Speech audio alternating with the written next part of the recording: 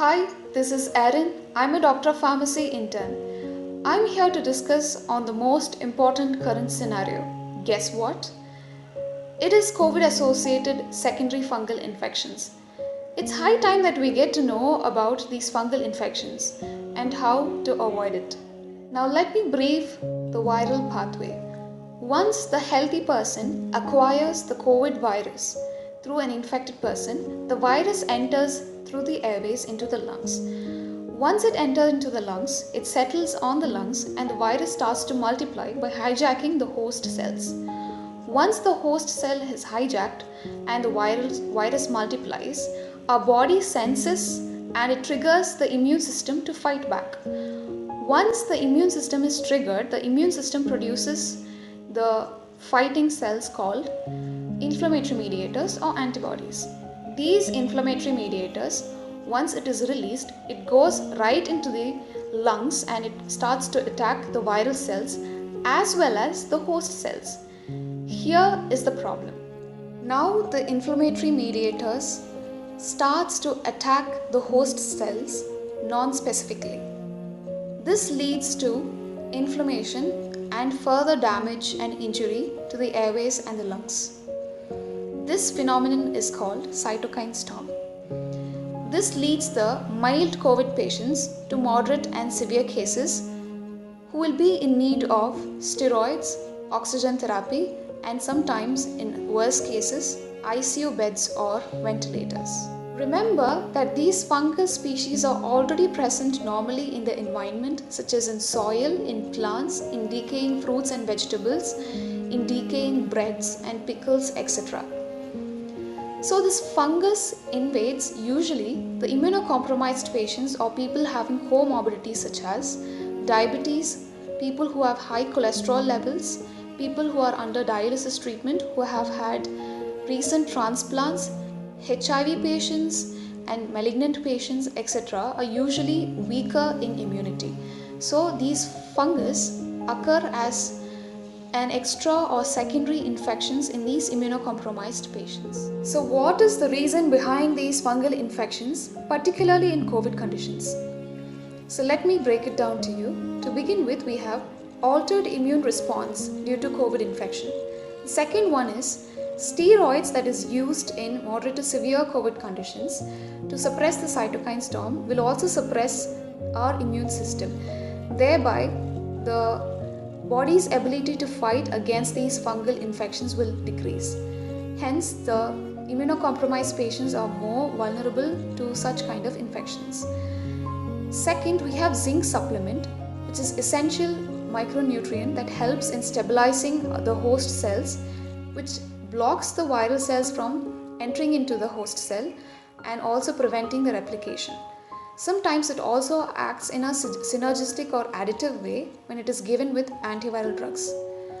Fungus feeds mostly on zinc, iron and sugar, which is present in the host body.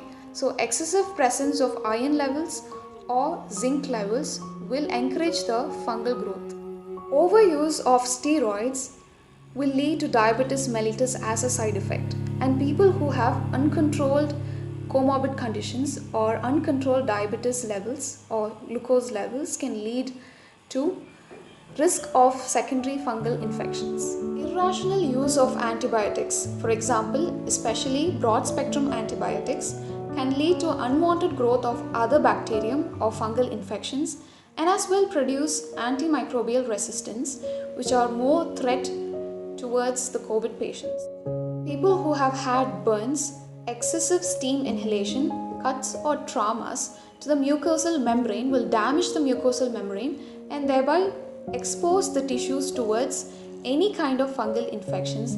Thereby, the fungal infection might attack the airways and invade the mucous membranes to cause the infection. COVID patients who have had prolonged hospital stay, prolonged use of oxygen, where they use tap water as humidifiers for oxygen therapy, and prolonged use of ICU ventilators can lead to secondary or nosocomial fungal infections. So there have been reports of various kinds of fungus named according to their color characterization, which is black fungus, white fungus and yellow fungus. So these fungal infections are not spread from one person to another. To begin with, we have black fungus, also known as mucormycosis, which is caused by the fungal species Mucormycetes. So mucormycosis is already present in the environment normally, in the soil, in plants, in decaying vegetables and fruits, in the pickles, breads, etc. It's a very rare and dangerous disease form which affects the immunocompromised patients. Once it enters through the airways of an immunocompromised patient or patients with COVID-19 who have altered immune system, it enters the airways and it settles in the lungs, and then the fungal infection manifests.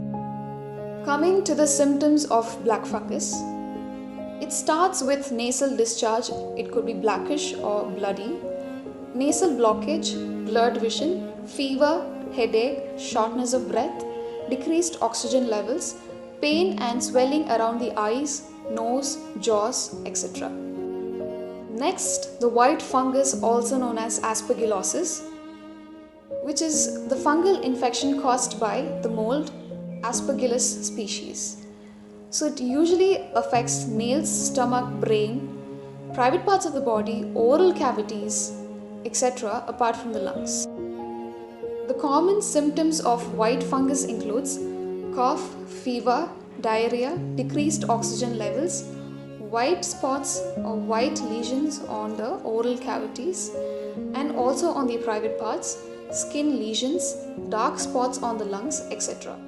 The thirdly identified fungus, which is one of the most dangerous than black and the white fungus, is called yellow fungus. Its medical term coined as Mucor septicus. This fungal infection is commonly found in reptiles and it starts internally. The infection starts internally and it leads to drastic changes such as pus discharge, and sometimes in devastating or severe cases it can lead to organ failure and acute injuries of the cells. The symptoms of yellow fungus includes lethargy, weight loss, prolonged recovery times, prolonged wound healing, pus discharge, etc., accompanied with fever, headache and other common symptoms. Once you come across these symptoms, you have to approach an ENT specialist, a ear, nose, throat specialist for your diagnosis. He or she will physically examine you, and the next step is to take a lavage or a saline wash to test it for the identification of the fungus species present in the infection. And sometimes a biopsy might be needed, and when it involves brain and other organs, an MRI and other organ function tests might be required. The treatment of any of these fungal infections will primarily involve antifungal drugs. It could be injectables or oral antifungals, and in severe cases when there is organ deformations or facial deformations, a surgery might be required. How to prevent these fungal infections? The first step is to prevent the COVID itself. Next step is to practice good health and hygiene. Keep your surroundings clean. Use clean masks regularly, and when required and when you're under high exposure, use gloves, PP kits and boots whenever needed. Avoid going to construction sites. Avoid touching the soil, plants, exposure to decaying fruits and vegetables, etc. Maintain oral hygiene using mild mouthwashes and optimum steam inhalation. Control your sugar levels and control your comorbid conditions. Follow rational or judicious use of antibiotics, your vitamin and mineral supplements, as well as steroid use. Use sterile water for humidification of oxygen. Check out for any leakages of humidifiers, because using tap water can increase the risk of fungal infection. Maintain a healthy immune system by following proper nutritious diet and performing exercises and meditation. Avoid stress and anxiety towards COVID. Never forget to consult the physician if you have or if you develop any kind of symptoms. And at last, let us all join hands to fight against this virus and to flatten the curve.